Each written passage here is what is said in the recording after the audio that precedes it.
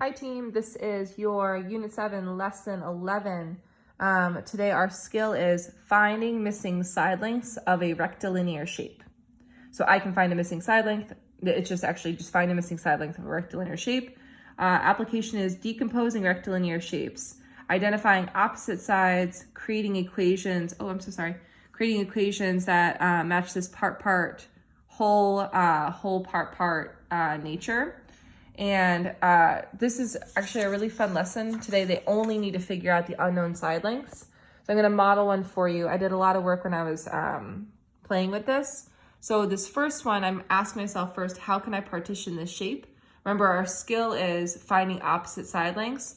And so when I'm asking myself, how can I partition? I'm asking myself, how can I partition to find an unknown side length? Then how can I use the opposite side lengths to find the unknown side length? That comes to right here. What's the missing side length? These two together. And then four, I only have 3 questions. I don't know why I thought I had 4. So let me find one that has a picture on it. The first thing I ask myself is, how can I partition this shape to find an unknown side length? I have 2 unknowns. I like to label them X and Y.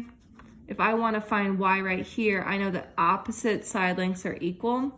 So one of the things that might make it easier for me is if I know that that's 4, this is unknown, I could decompose this down.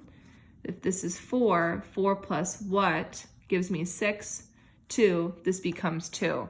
So that's the thinking I'm doing, because I know that. And that's that decomposing that we've been doing with area that kids should feel really comfortable with. This is whole, part. And that allows me to find there's more than one missing side length, so I'm not sure why it just says that. Does this one have more than one? This one has more than one, so I'm right about that. Okay, skill and application.